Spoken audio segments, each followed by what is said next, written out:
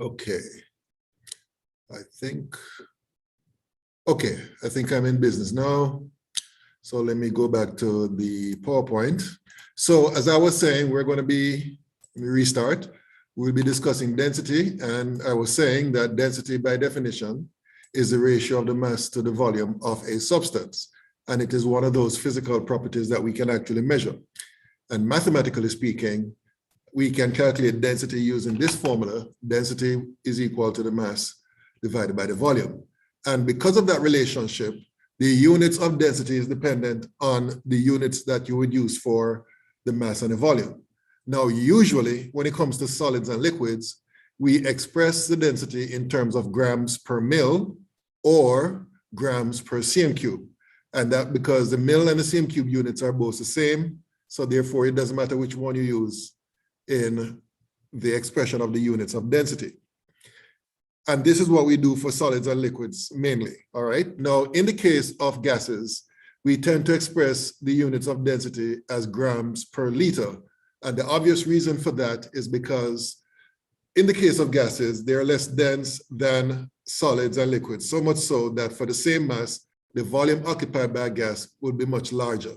So therefore, it is more convenient to use a larger unit, meaning the liter unit, as opposed to the milliliter unit when it comes to expressing the units of density. All right, so that's the reason why we use these units when it comes to gases, grams per liter.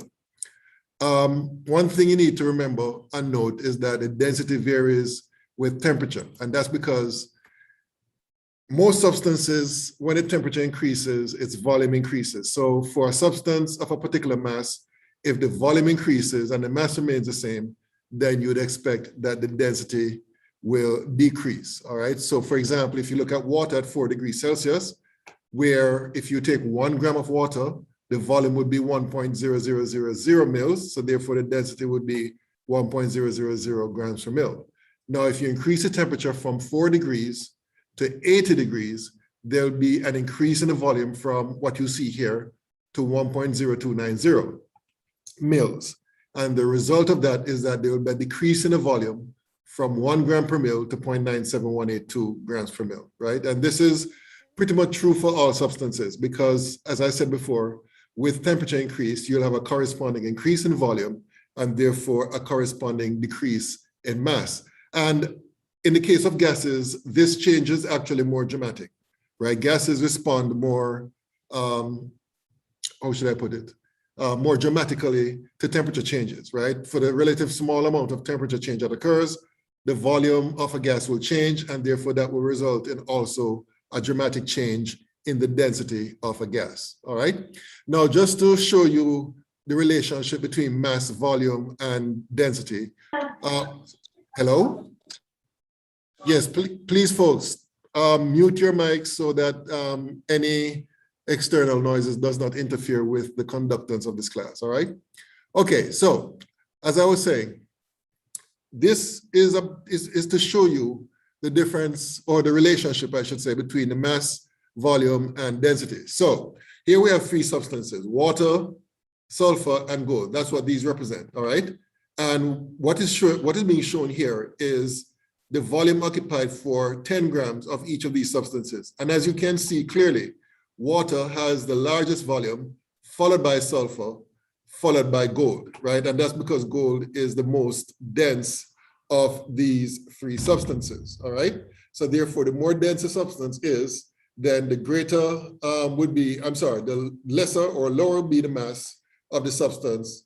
The lower would be the volume of the substance for a given mass of the substance. On the other hand, over here, we have the same 3 substances, but the volume is the same. And what is shown here is that of these 3, gold is the heaviest for 1 cm cube, and that's because gold is the most dense, all right? So I hope you can understand and appreciate the relationship between the mass, volume, and density based on what is seen here, all right? Okay, So this is just a representative list of different substances and their densities. And as you can see over here to the left, we have liquids and solids. And as I said before, in the case of liquids and solids, we tend to express their densities in grams per mil. And just to highlight a few examples, water we met before at 4 degrees Celsius will have a density of 1.000 grams per mil. And then we have sugar, which is more dense, 1.59 grams per mil. Glycerin, which is 1.26 grams per mil. And then we have some solids down here like aluminum, which is 2.70 grams per mil. Silver, which is 10.5 grams per mil. And lead, which of course is very dense, 11.34 grams per mil. And gold, which is even more dense, 19.3 grams per mil, all right? And then on the right side, we have some gases, all right? And as we said before, when it comes to expressing the units for gases, in terms of density, it's grams per liter, right? And as you can see, we have hydrogen, helium, ammonia, carbon monoxide, and so on. And as you can see, the numbers range from a low of 0.090 in the case of hydrogen, and the highest in terms of density among the gases here looks like it's chlorine, which is 3.17 grams per liter, all right? So that's basically just showing you some examples of different substances and their densities. Okay, so what we're gonna look at is some examples of calculations involving what we just talked about. And the first example here, let me move this out of the way. It says a 13.5 mil sample of an unknown liquid has a mass of 12.4 grams. What is the density of the liquid? So they gave you the volume and they gave you the mass, and we know the relationship between the density, mass, and volume, which is shown here. So it's a very simple exercise. All we have to do is plug the numbers in for the mass and volume, and that's what we did. And according to my calculation, this works out to be equal to 0.919 grams per mil. And again, as always, when we're doing these types of calculations, we have to round off our answers appropriately. So of course, we have 3 sig figs here as a numerator, 3 sig figs here represented in the denominator, and the density here is 0.919, which is expressed also to 3 sig figs. So that's how we arrive at that answer. So this one is a relatively simple example. Any questions about this example? Any questions? Okay, so let's move on to the next example. Now, in this case, it says a graduated cylinder is filled to the 35.0 mil mark with water. A copper nugget weighing 98.1 grams is immersed into the cylinder, and the water level rises to 46.0 mils. So the question is, actually 2 questions.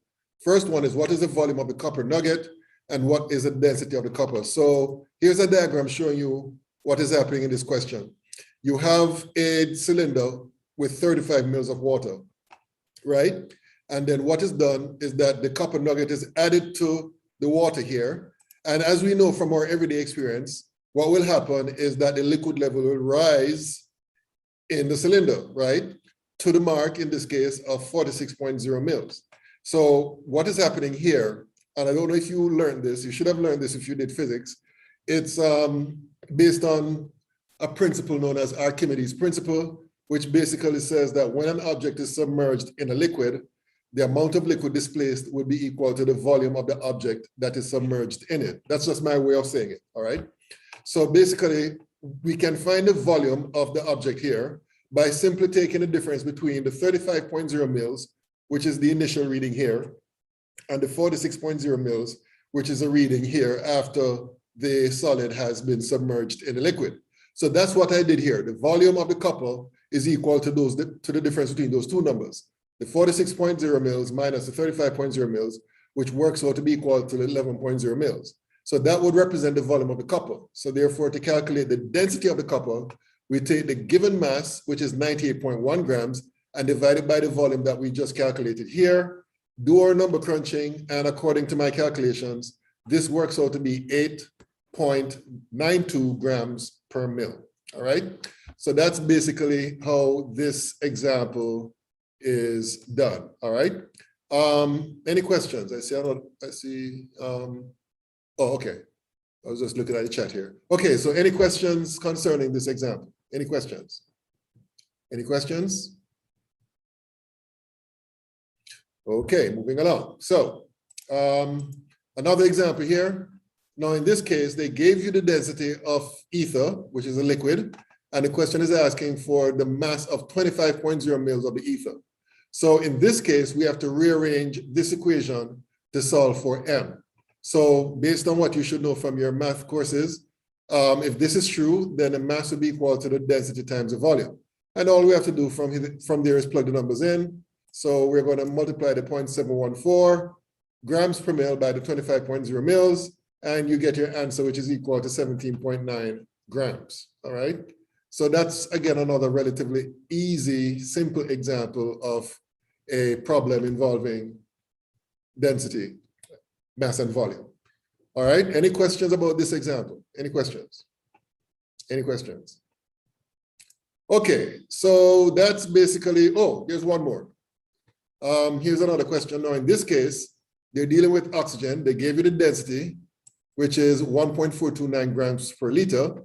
And the question is asking, what is the volume of 32.0 grams of oxygen at this temperature?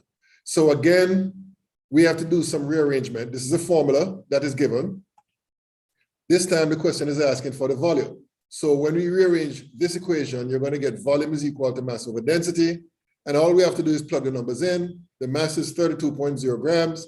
The density is 1.429 grams per liter. So that's what we did here. And then you do our number crunching and we get our answer, which is equal to 22.40 liters. All right, so that's yet another example of a problem involving density. Any questions about this example? Any questions? Okay, so that's basically it for chapter 2. So let me see here. I was checking out the course on Canvas, and I noticed that some of you, let me just check out the assignments here. I'm sorry, not the assignments, grades. Okay. So I noticed that some of you have submitted so far assignments 1 through 3. And some of you, when I checked out assignment 1, I noticed that some of you uploaded your assignments as a JPEG file or PNG file. And I remember expressly saying that if you're going to submit your assignments in Canvas, then you need to make sure it's PDF, please. So if you have submitted your assignments in a PDF format or PNG format, please resubmit as a PDF document, because for some reason, it is very difficult to download PNG and JPEG files from Canvas. Very difficult to download and takes a much longer time to print. All right, so please resubmit all your documents. If you have submitted them already in PNG or JPEG, please resubmit them as PDF documents. All right. Okay, so based on what we have covered so far, let me go back to here. And let me go to files. So we have just completed chapter 2. So that means that now you should be able to do assignment number 5. So I'm going to publish that, and that will be due on Monday of next week. All right. So make sure that you complete that particular assignment and submit it into Canvas by Monday. All right. So what we're going to do now is move on to chapter 3. And in chapter 3, we're going to deal with matter. And in the beginning, we talked about the fact that chemistry is the study of matter and the changes it undergoes. So that's basically the focus of this particular chapter. We're going to deal with what is matter firstly, and we defined it already, and we're going to define it again. Matter is anything that has mass and volume. All right, anything that has mass and volume. And as stated here, it is the stuff that makes up materials. All right. So what we're going to look at now is a particular characteristic of matter. We call it properties of substances. So when we're talking about a property of a substance, we are talking about something that is characteristic of that substance, all right? So it could be anything like color, taste, density, melting point, boiling point, and so on. And collectively, a set of properties would be basically unique to that particular substance and therefore can be used to identify that substance, all right? So for example, water has a boiling point of 100 degrees Celsius. It has a melting point of 0 degrees Celsius. There's a property known as not refractive index. There's a property known as specific heat, which we're going to talk about later. And water has a particular value for that, and so on and so forth. So you can basically look at a collection of characteristics that water will have, and collectively, those characteristics basically tells you that water is the substance that you're dealing with, all right?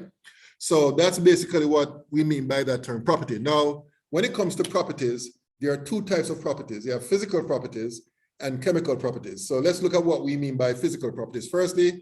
And these are the characteristics of a substance that we can examine and determine without changing its composition. And I should add here structure. So let me see if I can, for some reason, I'm not able to write. Hold on. Let me see here. Okay, I'm not able to write on this, but right here, I would add and structure, all right? Because you can actually have a reaction taking place where there's no change in composition, but there's a change in structure. So please add and structure right here after composition. So what we're saying here is that the physical properties of a substance are those things that we can determine without the substance undergoing a chemical change. And these are just some examples of physical properties. I mentioned a couple of them before, like taste, color, physical state, melting point, boiling point. And you'll notice here that distinctions are made between those properties that are qualitative and the other properties that are quantitative. Qualitative properties are basically properties that can be observed, but you cannot measure, all right? Whereas quantitative properties are the ones that you can observe and measure, such as a melting point, the boiling point, the density, which we talked about in the previous chapter, and so on and so forth. Specific heat, which is another quantitative physical property, and so on and so forth, all right? So that's what we mean by the term physical properties. And then, as an example, we're gonna look at the physical properties of chlorine, right? So one statement here is that chlorine is 2.4 times heavier than air, and actually it should be 2.4 times more dense than air. That should be the appropriate terminology. Another physical property is that the color of chlorine is yellowish green. Another physical property is that the odor is disagreeable.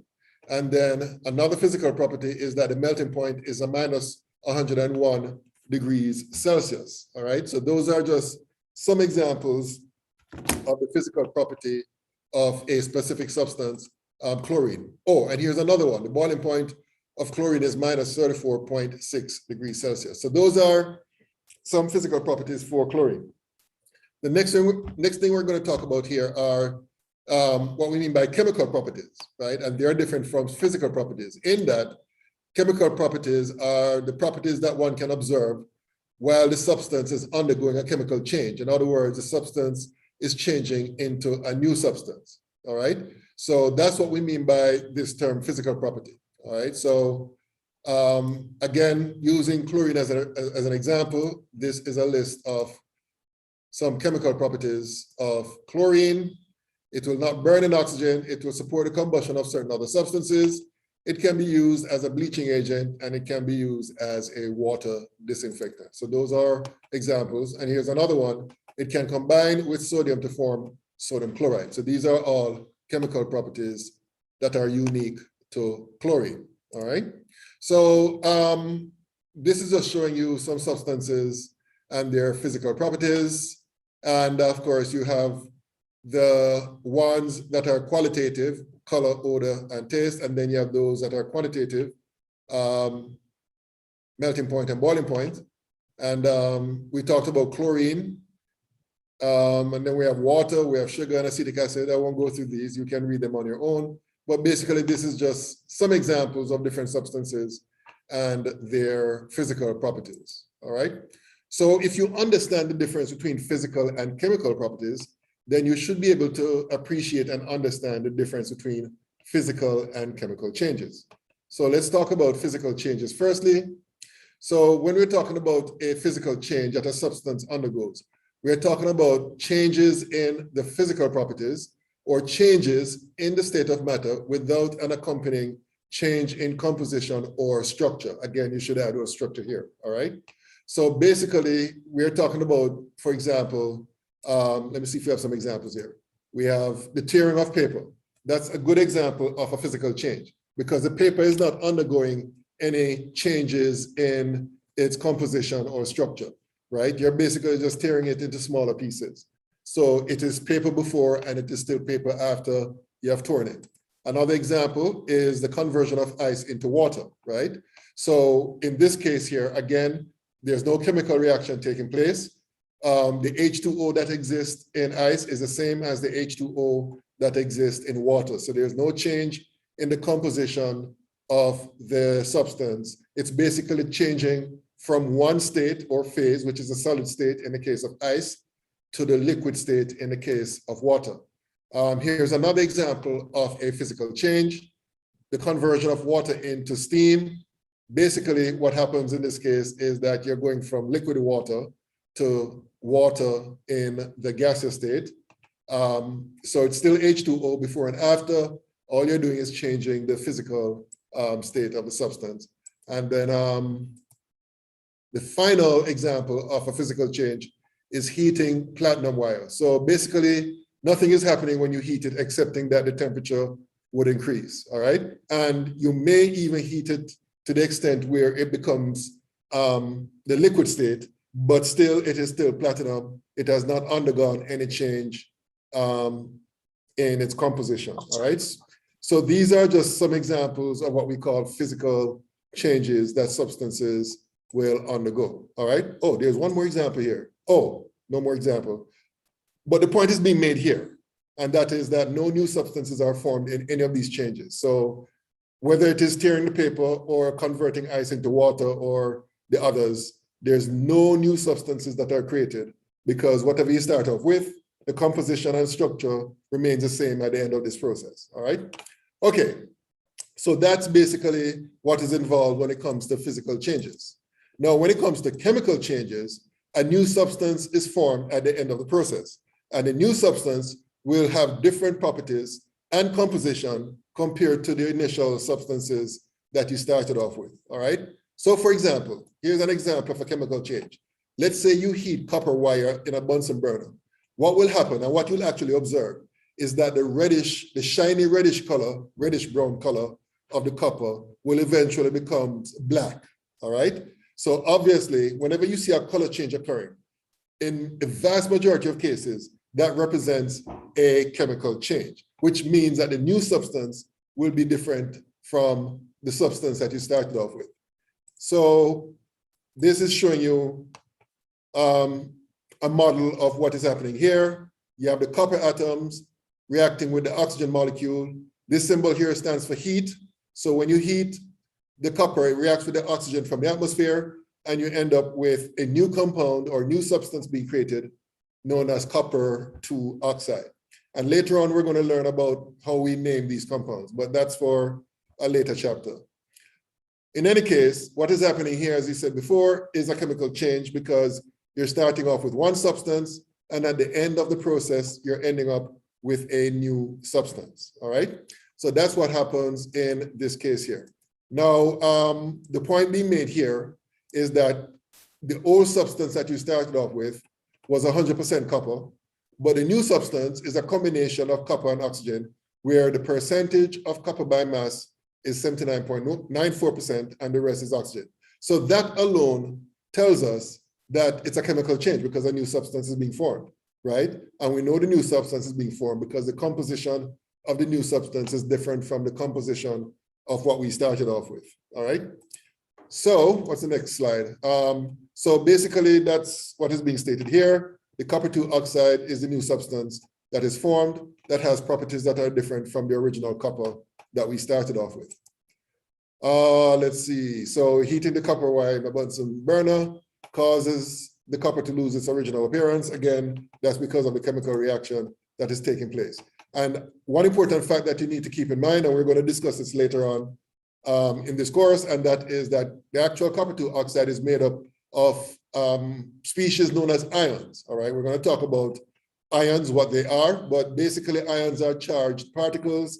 And basically in the case of copper-2 oxide, it exists, the copper and the oxide ions exist as charged particles. And that is different from the original copper or oxygen that reacts with each other to form the copper-2 oxide. And as stated here, neither the original reactants had any copper or oxide ions present.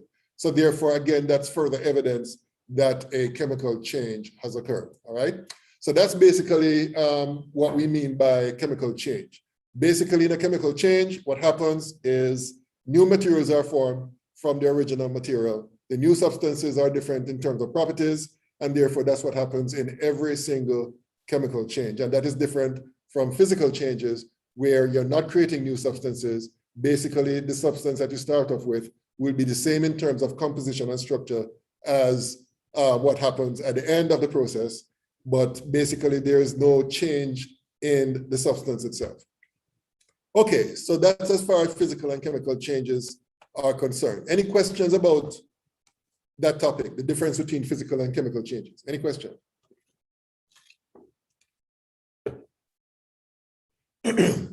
Okay, so let's talk about chemical equation. We're not going to spend too much time.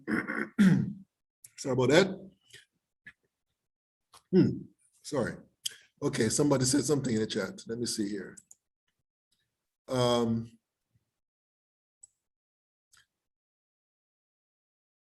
Okay, somebody was saying that when I click on my assignments, there's no content. I'm not sure what is that in reference to the assignments that are posted in Canvas?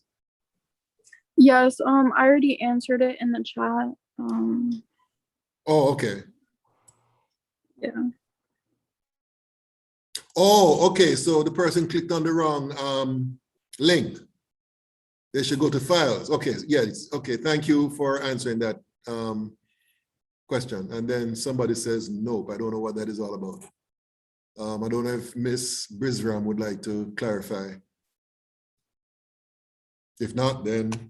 I'm sorry, could you repeat that? Repeat what? Like what you just said, it kind of cut out a bit. Like all I heard was my name.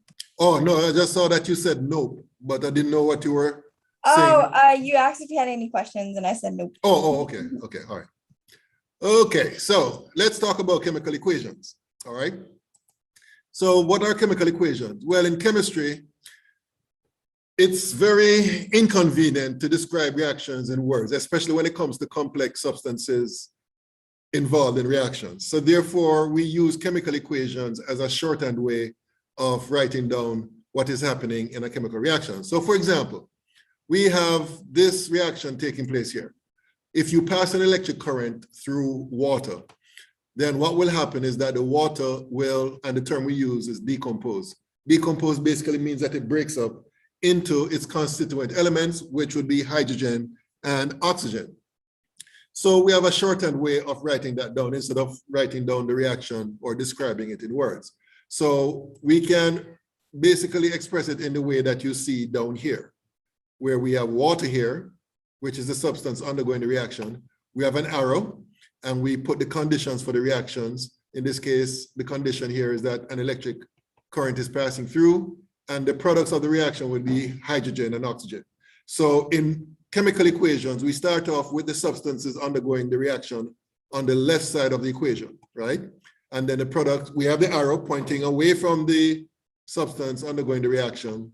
And then on the right side, we have the product, all right? So that is typically how we write down a chemical equation.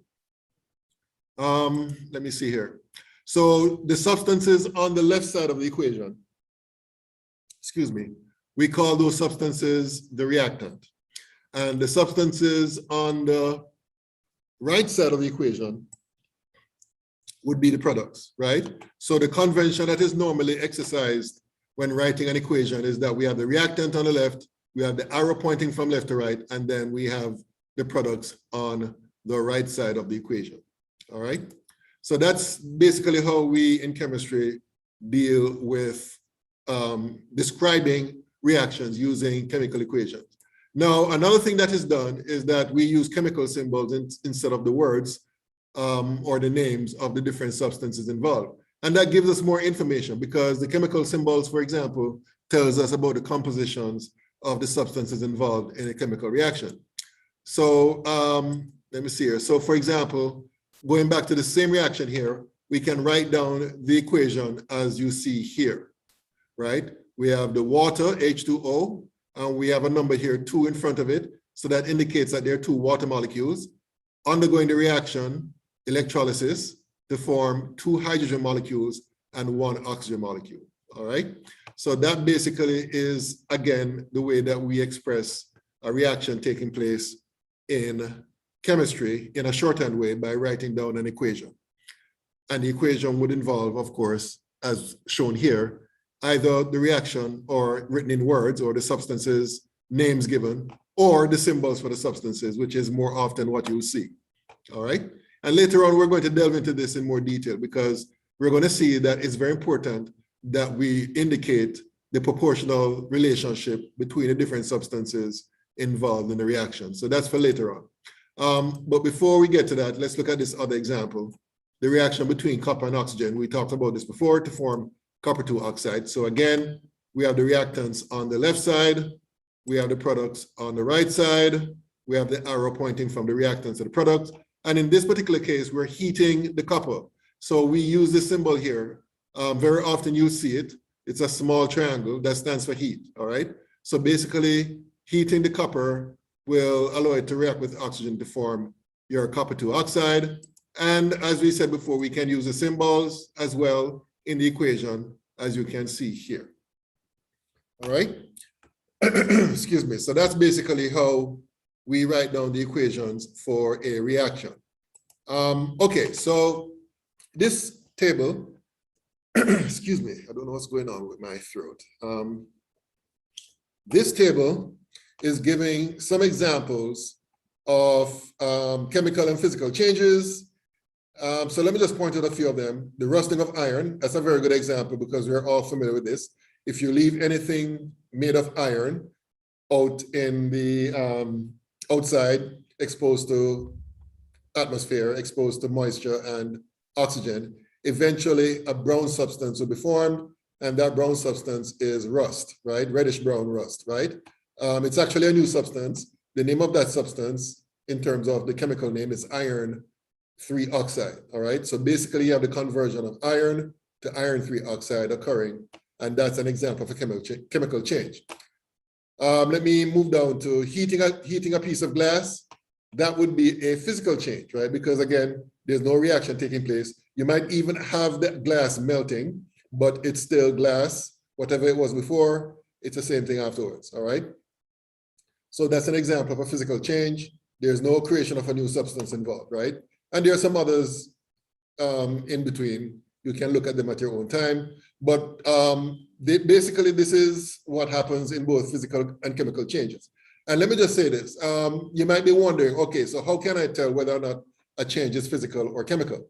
Well, we answered that question already. Basically, in a physical change, there is no change in the composition or structure of the substance. But in a chemical change, you do have a change in the structure or what's the other word I'm looking for? Or the nature of the substance, right? There's no change in the composition or structure. One thing that you can use as a guide to predict whether or not a change is physical or chemical is whether or not the change can be easily reversed. Now, this is not 100% true, but it's true in most cases, right?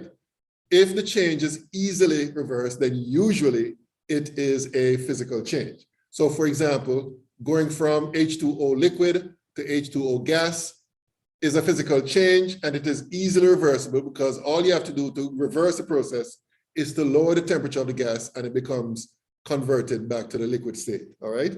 So that's what happens in the case of physical changes. They tend to be very easily reversed.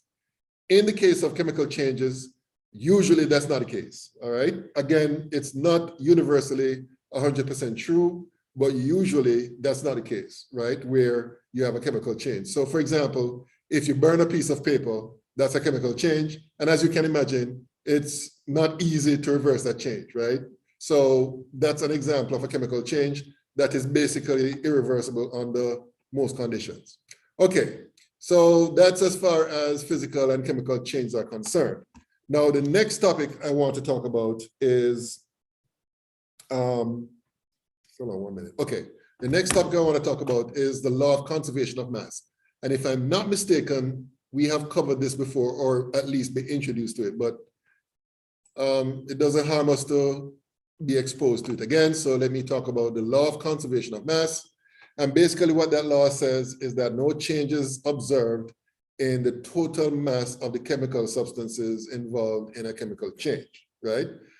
In some textbooks, the way they would word it, they would say something like matter cannot be created nor destroyed in a chemical reaction. So basically what this law is saying is that if you start off with a certain mass of reactants and the reaction takes place and you end up with your products, the total mass of the products will be equal to the total mass of the reactants that you started off with.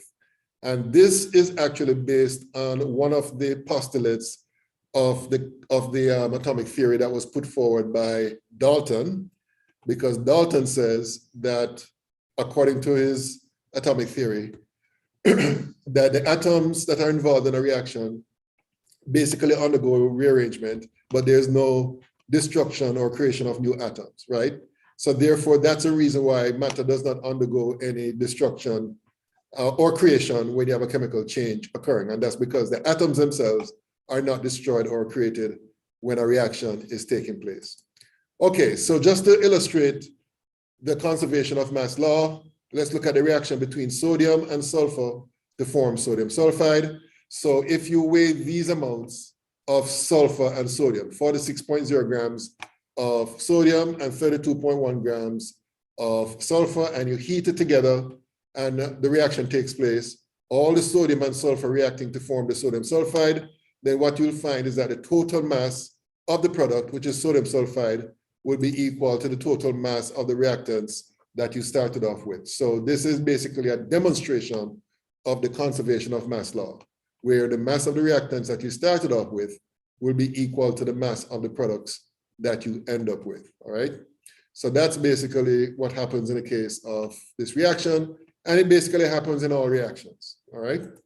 Okay, some terms here that we need to define. Elements, what do we mean by this term? An element is a fundamental substance that cannot be broken down into simpler substances by chemical means, all right? So if you look at a periodic table of elements, all those elements that you see in that periodic table are the simplest elements that can exist.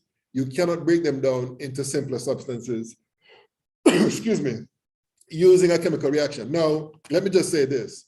It is possible to break down elements into simpler substances, but that would not be a chemical reaction. That would be a nuclear reaction. And we won't be discussing that at all in this course. But for those of you who have to do general chemistry, and in particular general chemistry 2, there's a whole chapter that you'll be discussing called nuclear chemistry. And this is where you're going to see atoms reacting in such a way that they break down to fall smaller fragments. All right? So that's why this term is important when defining elements. We're talking about substances that cannot be broken down by chemical means, because they can be broken down by other means, right? Namely by nuclear reactions. Okay, enough of that. So all known substances on Earth and probably formed in the universe are formed by combinations of more than 100 elements. So basically, a lot of substances, as you see out there, that we interact with on a daily basis are the result of the chemical union of 2 or more elements combining to form a new substance. So let's talk about compounds as opposed to elements. Now, compounds are substances that can be broken down into simpler substances by chemical means, right? And there are a couple of examples shown here. So for example, water can be broken down into hydrogen and oxygen. We talked about that before. And table salt, which is also known as sodium chloride, can be broken down into sodium and chlorine, right? So these are examples of compounds. So basically compounds are chemical combinations of two or more elements, all right? So water is made up of hydrogen and oxygen, and sodium chloride is made up of sodium and chlorine. And these are simple examples. And of course, there are more complex examples that exist. Okay, so let's talk about mixtures and pure substances. Mixtures and pure substances. So as stated here, a mixture is a physical combination of two or more substances that can be present in variable amounts, right? So you can have mixtures where, let's say, for example, okay, one example I'm thinking of right now, you can mix water with ethanol, all right? Now, the thing about that mixture is that that mixture can vary. You can have, for example, a 50-50 mixture of water and ethanol. You can have, let's say, 75% water, 25% ethanol, or vice versa. I mean, there's literally an infinite number of possibilities in terms of the proportions of the different components that would make up that particular mixture, all right? And that is one big difference between a mixture and a compound. Because in the case of a compound, the composition of the different components are fixed, all right? So for example, in the case of water, which comprises of oxygen and hydrogen, the percentage of oxygen is 89% and the percentage of hydrogen is 11%. And that is true for every sample of water. It doesn't matter where you get the water from, as long as it is H2O, that's the composition. In the case of mixtures, the composition is not fixed, all right? So that's one big difference between a mixture and a compound. Okay, so when it comes to mixtures, there are two types. You have what are known as homogeneous mixtures and heterogeneous mixtures, all right? So homogeneous mixtures is basically the same thing as solution. So if you hear me use the term solutions, it's the same thing as a homogeneous mixture. It is a uniform physical combination of two or more substances. And this is the key thing about these mixtures. It has one phase. So therefore, if you look at a mixture, which is homogeneous or a solution, then what you'll find is that you're not able to make a distinction between the different components in that mixture. So example of a solution would be sugar and water. If you add sugar to water and you stir it to make sure that all the sugar dissolves, then basically you will not see any sugar particles. And the only way you'll be able to tell that sugar is present is if you taste it, right? But you would not be able to make any distinction between the sugar and the water that is present in that solution, all right? So that's basically one example of a homogeneous mixture, which is the same thing as a solution. So this is where I turn things over to you guys for you to name some other examples of solutions. And it doesn't have to be anything complex, anything from your everyday experiences. So can anybody give some other examples of a homogeneous mixture?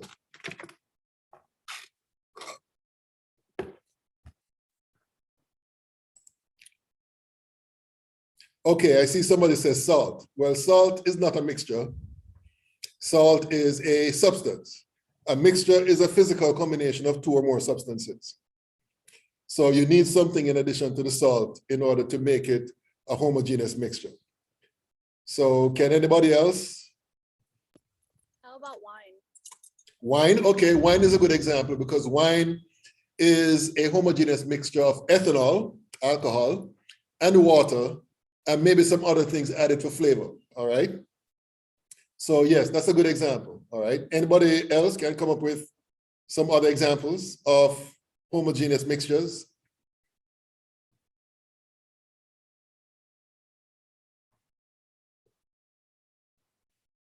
And to the young lady who said wine, I'm kind of curious as to why that's your first choice. I'm wondering if you're a connoisseur. No, I was just thinking. I was gonna say coffee as well. Sure. Okay, so any other examples can anybody come up with? as, okay, blood. Now, blood is a very interesting example. Thank you, Mr. Puentes. How shall I put this? Blood in and of itself would not fall into the category of a homogeneous mixture. And I'm going to tell you why. Because blood is actually a mixture of different components that you can make distinctions between if you look at it, especially on a microscope. All right. So you have the red blood cells, you have the white blood cells that are present. All right. And you can actually see these in the blood if you look at it under the microscope. All right. Now, if you were to remove the blood cells and you end up with what they call a plasma, then that is more than likely to be a homogeneous solution. But blood in and of itself would not be homogeneous. It's going to be heterogeneous, which we're going to talk about shortly.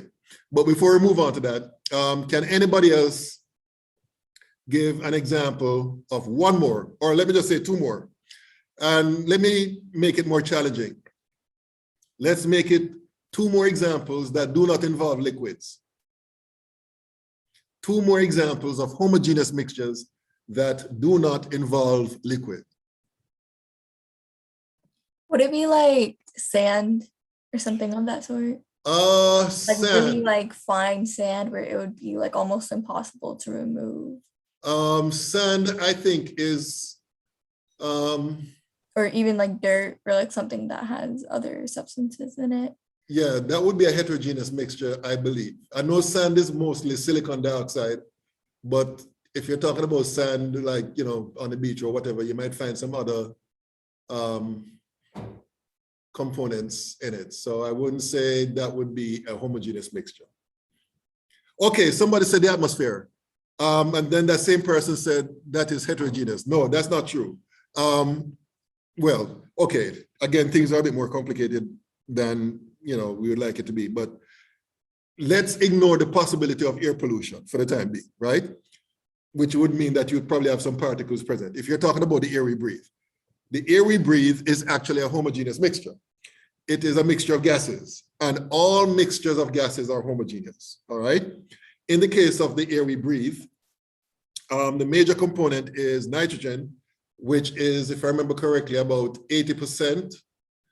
And then we have oxygen, which is less than 20%, and then we have some other gases, all right? So the air we breathe, if that's what you're referring to by the atmosphere, the air we breathe is a good example of a homogeneous mixture. Now, as I said before, if you have, you know, air pollution and then you have particulates in it, then obviously that would not be a homogeneous mixture, all right? Okay, one more example, which is not liquid. One more example that does not involve liquids. Steel? I'm sorry? How about steel? Steel is a good example of a homogeneous mixture because steel is actually a mixture of carbon and iron, mostly iron, but carbon in it added to add some properties to the material, all right? So yes, so that's another good example of a homogeneous mixture. Very good. So let's move on now to heterogeneous mixtures. And as you can imagine, based on what we have discussed before, the heterogeneous mixture would be a non-uniform physical combination of two or more substances. So for example, if you mix together sugar and white sand, that would be a heterogeneous mixture because you can actually perceive the difference between those particles in that mixture, all right? And not only that, but the sugar and sand each retain their own properties. Okay, so that's one example of a heterogeneous mixture. So can we name some other examples, again, from our everyday experience of heterogeneous mixtures? Anybody?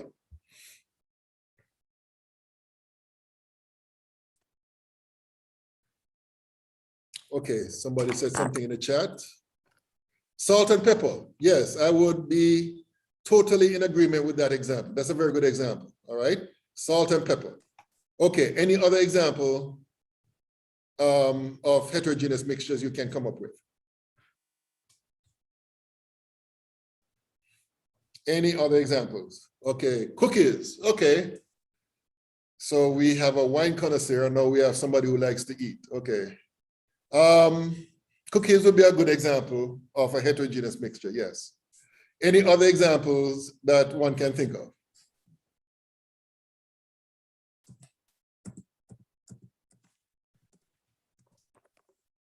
Any other examples? Mostly any kind, okay, I would agree, mostly any kind of soup, right? Especially if you have something like, noodles or anything added to it. Water and oil, very good. Another good example of a heterogeneous mixture. And that one is actually very demonstrative because, as you all know, if you add water and oil together, there'll be two layers. You're gonna have the oil layer at the top and the water below, right? So you can clearly see in that case, the difference between the two. So that's a good example of a heterogeneous mixture. Okay, one more example and then we'll move on. One more. Can somebody come up with another example of a heterogeneous mixture?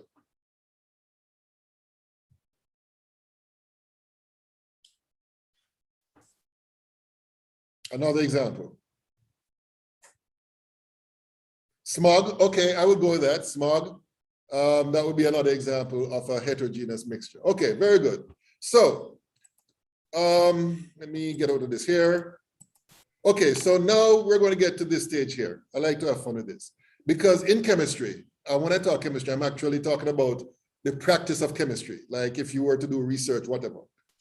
One particular problem that chemists pretty much always face, especially when they're making or synthesizing a new substance, for example, a drug or some agricultural chemical for use of agriculture or whatever.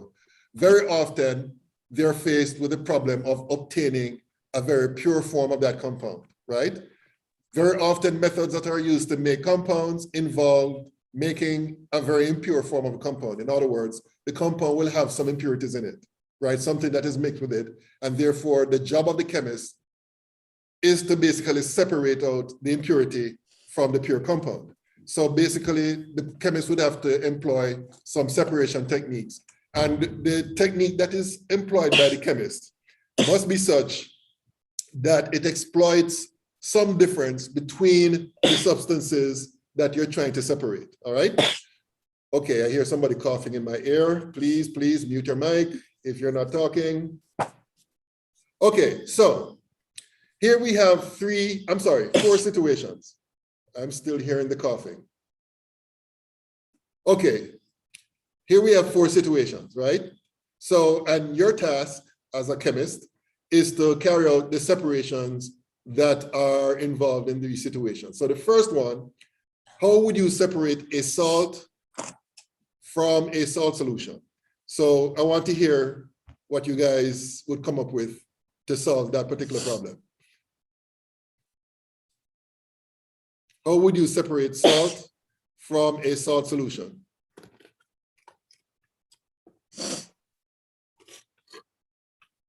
Anybody?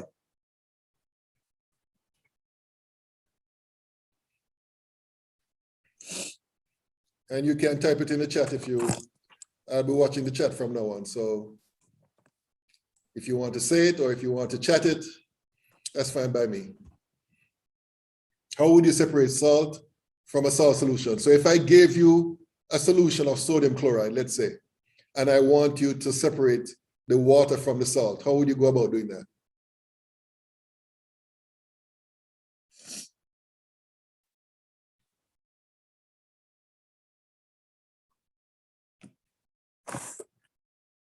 Well, this should be easy.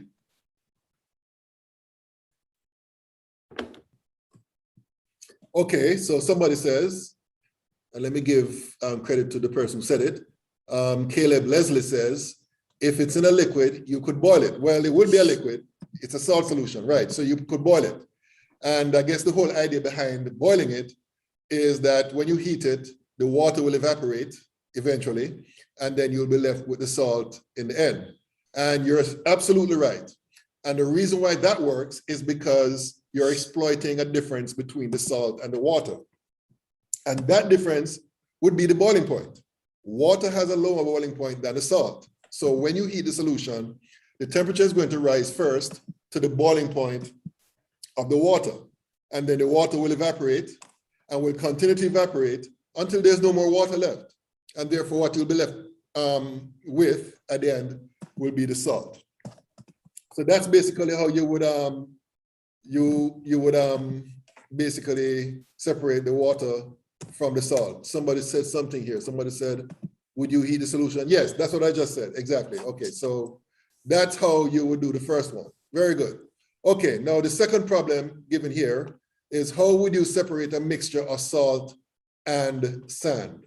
How would you separate a mixture of salt and sand? Okay, so I want to hear how would you guys go about doing that? How would you separate a mixture of salt and sand? How would you separate a mixture of salt and sand?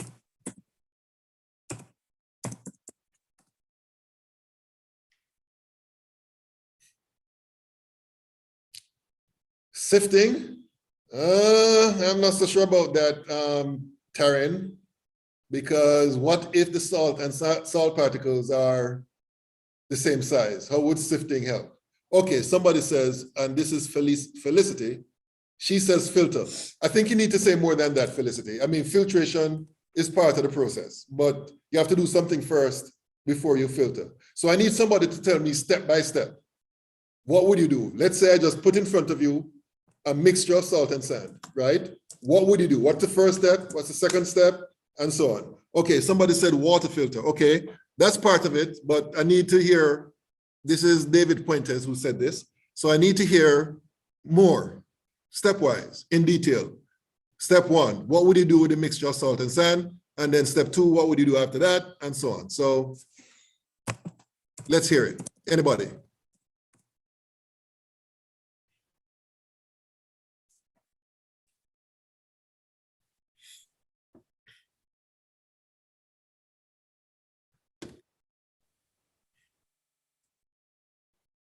Okay, so let's see what this person says. Oh, Puentes, okay. So you're saying a cone over the vase, okay, and put water through the mixture of salt. Hold on. Okay, a cone over the vase and put water through mixture and the salt would be infused. Well, I'm not following. I'm not following this because for one, I would be concerned about the nature of the cone. And let me see here, put water through the mixture. What do you mean by putting water through the mixture? I'm not sure I can follow what you're saying, Mr. Puentes. I probably need to clarify, or maybe somebody can interpret for me what he's trying to say, but not, to be perfectly honest, that's not being clear to me.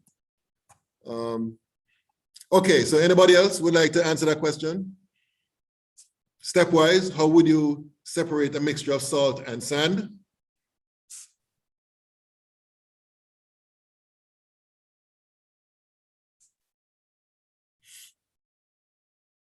Okay, put a filter cone. Okay, now that sounds more, put a filter cone on a graded cylinder. Okay. What next? And by the way, in the science lab, we use a piece of glassware known as a funnel. So I think that's what you're probably referring to. And in fact, okay, let me see, what is it? Put the mixture inside the cone. Okay, so again, you have to be more clear. What is the mixture that you're putting inside the cone, the filter cone? What is the mixture you're putting inside the filter cone? Okay, now here's a problem I have with that. Is the mixture just going to be salt and sand that you're going to put in there? Because if that's the case, then I can assure you it's not going to work. And water, okay. So let me see here. I just want to give credit to who is saying what. So Puentes was talking about putting the mixture inside the cone, but Caleb says that water should be added. So what I would suggest in practice is that you first add the water to the salt and sand, and you stir it to make sure that the salt dissolves. Then you pour the mixture in the filter cone. Okay, very good. All right. So what's the next step? After you pour the mixture in the filter cone, what's the next step?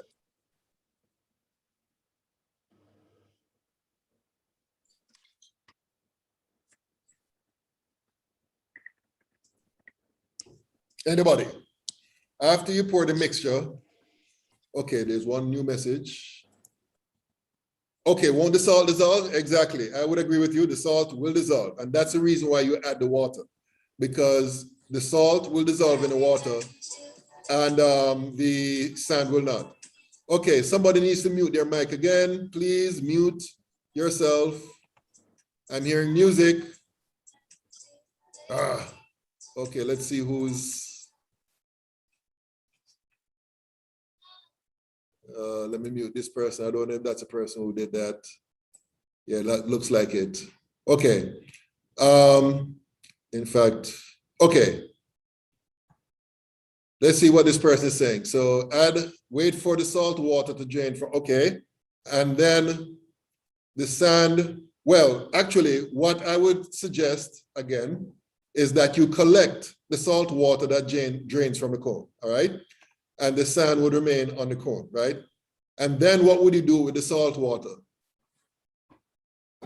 What would you do with the salt water after it drains from the cone?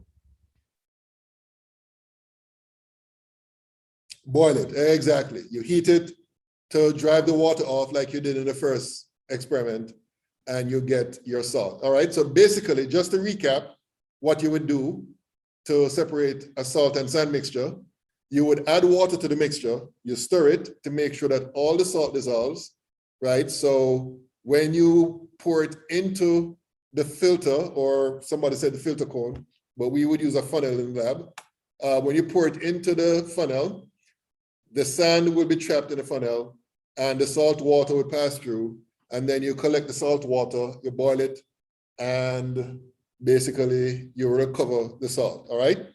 So that's basically how you separate such a mixture. Okay, do we have time to do the other two? Let's see. Okay, yeah, we should be able to. All right, so let's talk about the separation of this mixture, ethanol and water, which will be a homogeneous mixture. All right, so any ideas as to how you would separate that mixture? Any ideas?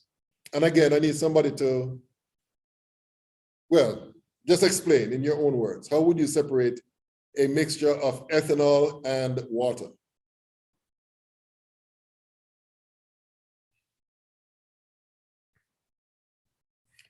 Okay, let me go to the chat.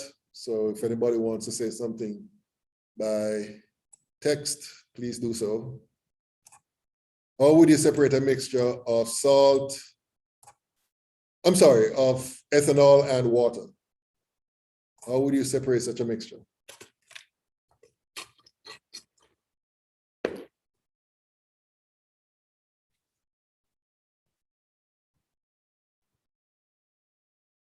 Would you heat it? Okay.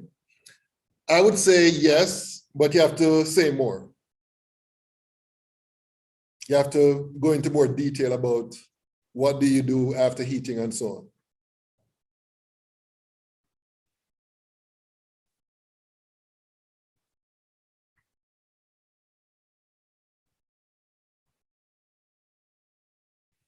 Okay, any ideas? Anybody else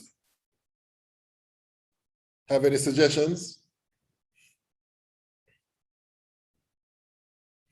Okay, let's see here.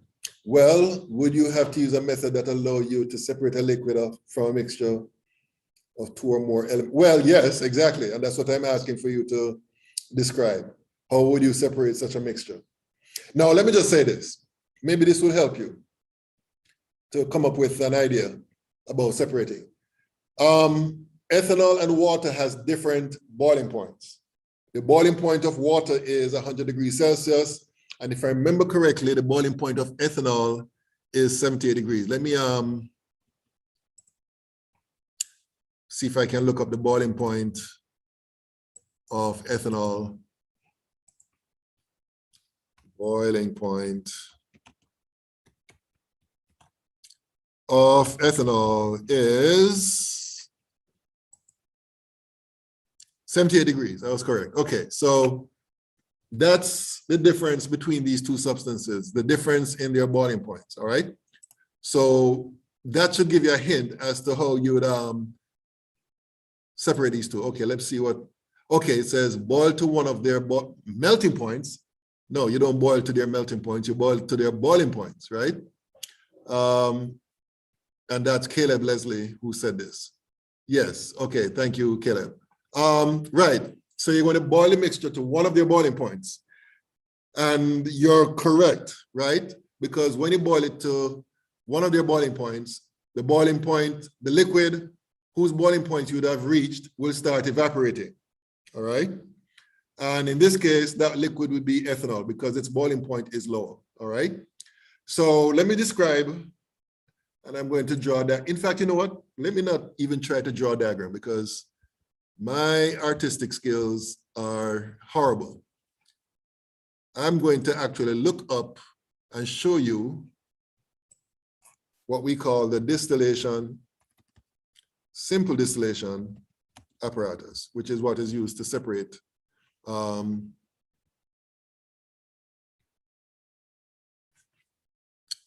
mixtures of that type. Okay, okay, so here we have a couple of diagrams here. Let me use this one here.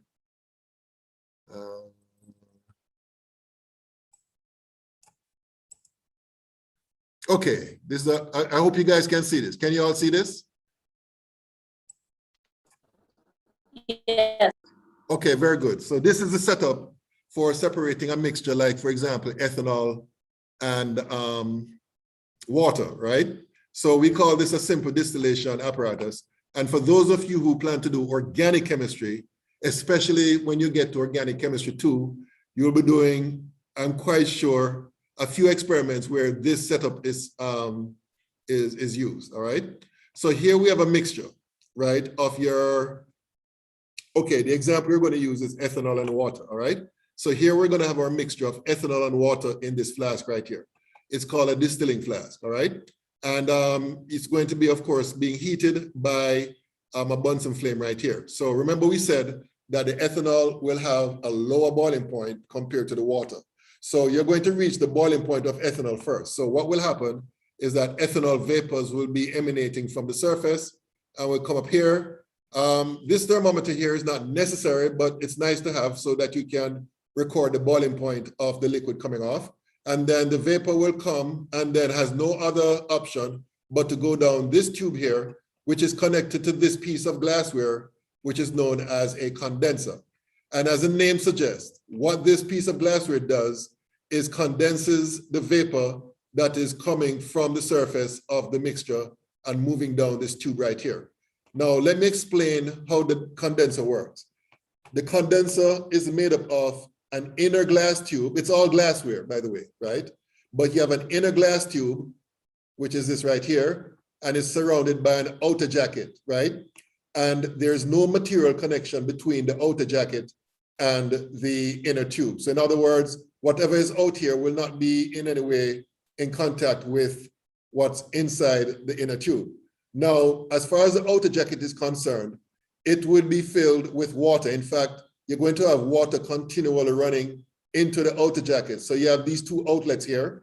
You have the cool water going in, and then you have the water coming out, right? So this part here would be connected to the tap.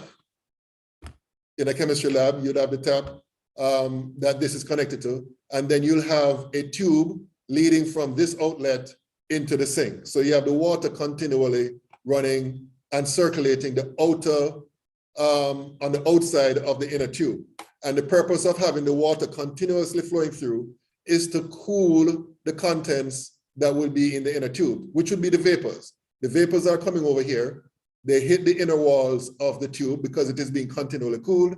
It will condense. So therefore, you're going to see droplets of the vapor forming on the inside of the tube. And those droplets would be rolling down and then will come down into this part here, into your receiving flask, right? And that's basically how the ethanol would be collected, all right? So the technical term for the liquid that is collected here, we call that the distillate. That's a liquid that is formed as a result of the distillation of the mixture that you're trying to separate, all right? So that's basically what happens in this sort of setup where you're distilling to separate two liquids. Now, this particular apparatus, we called it the simple distillation apparatus because it's the simplest version of of this process, right? And this is useful for separating liquids where the boiling points is about, the difference in the boiling points of the liquids that you're trying to separate would be about 30 degrees or so, all right? Now, if the boiling point difference is less than that, then you'd have to add some different pieces to this simple distillation to make it more efficient in terms of separating such mixtures. So you have other types of distillation for that purpose and for other purposes. So this is a simple distillation. We have what is known as fractional distillation. There is vacuum distillation. There is steam distillation, and those are just the ones that I know. I'm quite sure there are others, all right? So that's basically what is involved in distillation. And as a kind of side note, interesting side note, distillation is also used in the manufacture of some illicit or illegal drugs. So when the feds or law enforcement, if they suspect a house being used for that purpose, one of the things that they look out for is the amount of water that is consumed by the household, right? Because of the continuous water that is needed to run throughout the condenser, then that means that a lot of water would be consumed by the household. And therefore, if the amount of water that is consumed is more than normal, then they'll start looking into that household further to see whether or not these guys are, you know, cooking up some drugs and so on, all right? Okay, so that's basically how simple distillation works. Okay, somebody said something in the chat. Oh, okay. So, okay, so that's simple distillation. That's how we would separate a mixture of ethanol and water. Okay, now there's one more problem here that I want you to consider, but we won't have time to do that now because it's now 5:13. So, but I wanted to think about this. You can go home and think about it or do some research. How would you separate this mixture? A mixture of oil and water. All right, so I want you to think about it. And first thing next class, I want somebody to tell me what they would do. All right. Okay, now before we leave, let me go to Canvas here. Oh, wait a minute. Okay, so based on what we have done here,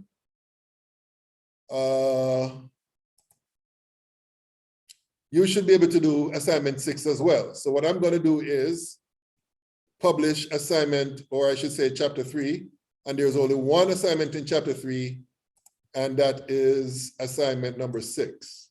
So that assignment is going to be due on Monday as well, all right? So I'm going to create the portal for you to upload that completed assignment. So make sure you do so by Monday, all right? Okay, in the 1 minute that we have left, are there any questions? Any questions? Yeah, I have a question about assignment number 4.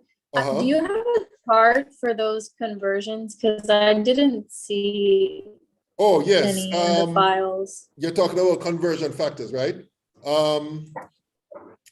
If you yeah, but they were like, it was like, they weren't number wise, like it wasn't like the metric conversions. It was like the seconds to days assignment, the like years to.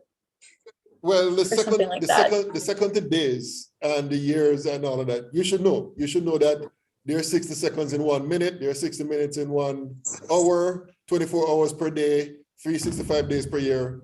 So that those are the numbers that you would use to do those conversions. Everybody knows that. Gotcha. Yeah. All right. But the others would be listed in the packet I gave you guys under the tables. Where is it? The tables folder here. This one right here. Let me click on it. And you see this particular link right here. That gives you, let me download that. Download. Okay. Come on. Okay. So in this particular packet, there is one particular page, this page right here. Whoops. This page right here, which gives you the different relationships. So you can use that as well. Okay, gotta go. So make sure you do those assignments, and I'll see you guys on Monday, all right? So take care and have a good weekend.